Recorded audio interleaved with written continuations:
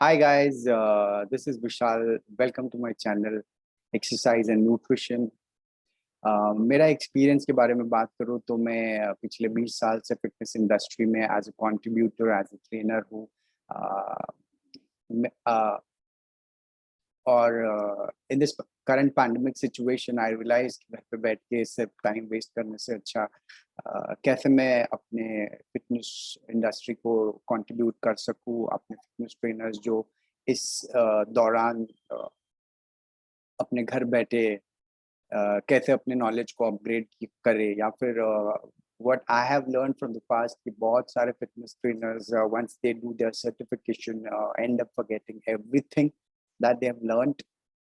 And the reason is simple because ना एक बार आप एक सर्टिफाइड ट्रेनर बन जाते हो, उसके बाद आप काफी हद तक अपने बुक्स को एक कॉर्नर में रख देते हो। And again now the world is changing, we need something जो हम लोग जो इजीली एक्सेसिबल हो ना। I will always prefer watching a YouTube video over reading something.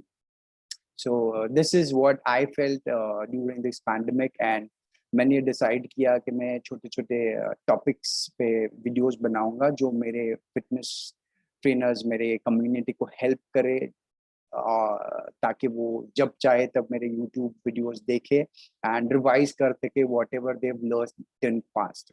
So the पहला topic which I have selected is anatomy. Anatomy in whole बहुत बड़ा topic है। it takes a lot of years of learning for a person to gain the kind of knowledge which is required. But अगर हम trainers perspective से बात करें तो anatomy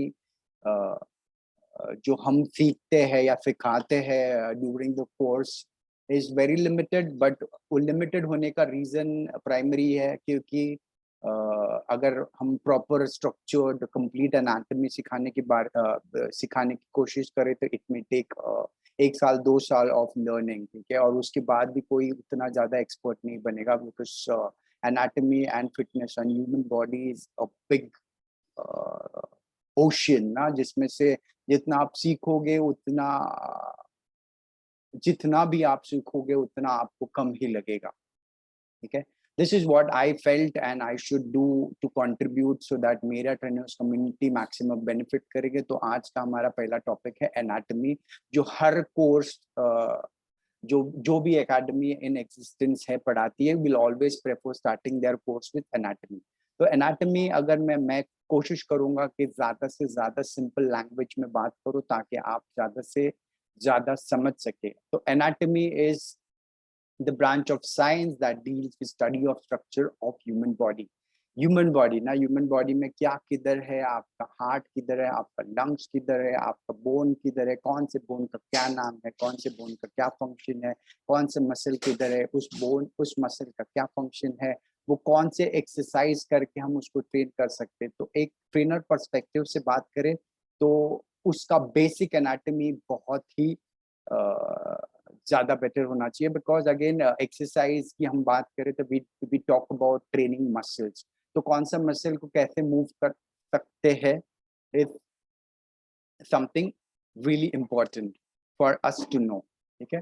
तो जो ट्रेनर्स पॉइंट ऑफ व्यू से एनाटमी सिखाया जाता है या जाएगा will be not that detailed, but definitely some important part that is required for a trainer to know has to be there in the course, ठीक है। तो इसमें हम सीखेंगे बोन्स के बारे में, मसल के बारे में, लंग्स के बारे में, हार्ट के बारे में, आर्टरीज, वेन्स, कनेक्टिव टिश्यूज जैसे तुम्हारे मसल हो गए, तुम्हारे लिगामेंट हो गए, तुम्हारे एपोन्यूरोसिस हो गए, कार्टिलेज हो गए। तो बहुत सारा चीजें हैं जो आप आगे चल के इस कोर्स में सीखेंगे, ठीक है, या फिर मेरे YouTube चैनल के थ्रू आप सीख सकते हो। So let me move a slide forward. So पहली चीज जो सिखाते हैं कोर्स में वो that is anatomical position. Anatomical position basically क्या है, आपको किसी का फोटो निकालना है और उसका पासपोर्ट साइज फोटो निकालना है तो आप उसको सीधे खड़े रहने पड़ेंगे, ठीक है। एक सर्टेन पोजीशंस आर रिक्वायर्ड, ठीक है। एंड ये पोजीशन क्यों चाहिए, सो दैट आप उसको कैरेक्टराइज कर सको या फिर आइडेंटिफाई कर सको। जैसे मुझे किसी की आंख देखनी है तो मुझे उसको सामने खड़ा करना पड़ेगा, अगर मुझे उसकी पीठ देखनी है तो मुझे उसको उल्टा खड़ा करना पड़ेगा। तो this is the way or this is the reference position used by anatomists in the past. तो anatomical position को अगर मैं simplify करूँ तो तुम्हारी आंखें खुली होनी चाहिए, शोल्डर शुड बी न्यूट्रल, आपका हिप्स न्यूट्रल होना चाहिए, आपके palms should be facing forward मतलब सामने की तरफ, ठीक है। एंड आपकी feet according to the base of support, मतलब इतना फैलाओ मत, इतना भी मत फैलाओ, ठीक है।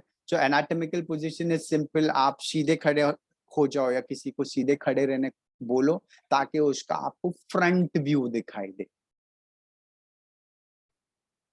So moving forward, these are some anatomical positions and something which our trainer need to know, ठीक है। Considering the red line, यहाँ पे एक red line दिख रहा है, उसको हम mid line consider करें human body को, तो there are certain words that are used basically to identify। जैसे पहला है midline। midline मतलब एक line अगर मैं सीधी draw कर दूं तो that will be the midline, ठीक है। तो anything that is away from the midline, यानी इस midline से जो दूर होती है उसको हम बोलते हैं lateral, ठीक है। जैसे अगर मैं बात करूं मेरे क्वाड्रिसेप मसल की, तो क्वाड्रिसेप में एक मसल होता है जिसका नाम है वास्टिस लैटरलिस। वास्टिस लैटरलिस क्यों है? क्योंकि वो बाहर की तरफ है या फिर दूर है from the midline of the body. Then there is something called as medial. Medial यानी something that is close to the midline.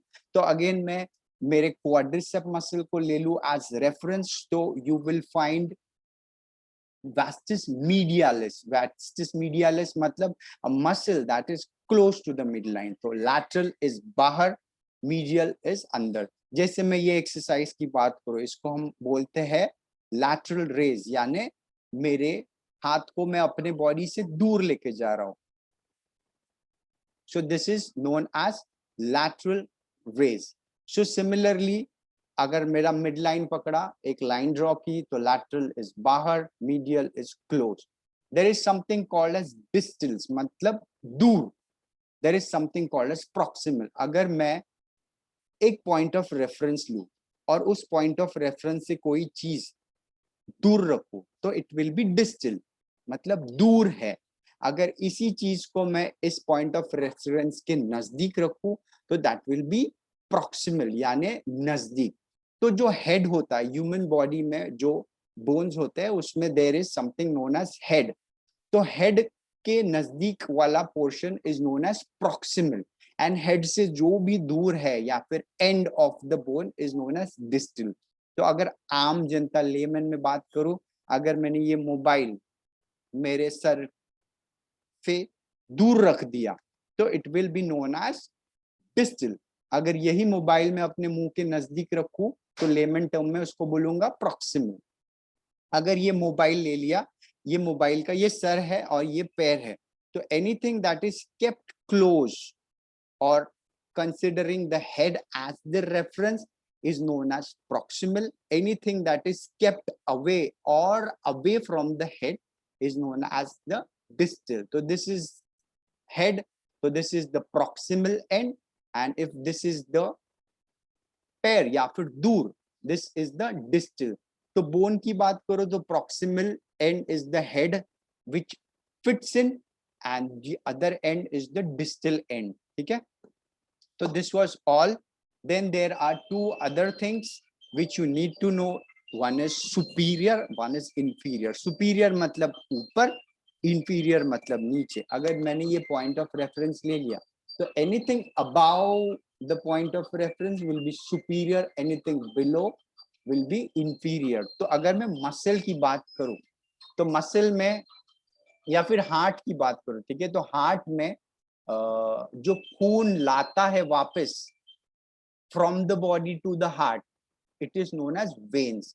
तो वेन्स भी दो टाइप होती है, one type is superior, one type is inferior. तो जो खून from the above which is above the heart, heart के ऊपर के रीजन से खून लाती है to the heart is known as superior vena cava, and जो लोअर, जो हार्ट से नीचे से के बॉडी पार्ट से खून लाती है back into the heart is known as inferior. Superior मतलब anything above the point of reference, inferior मतलब anything below the point of reference.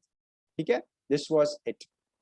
So now that we have covered one part of anatomy, guys, अगर आपको मेरा ये video अच्छा लगा, don't forget to like and subscribe. I'll be मुझे पता है कोई भी वीडियो अगर मैं 30-40 मिनट का बनाऊंगा तो it leaves that person with disinterest.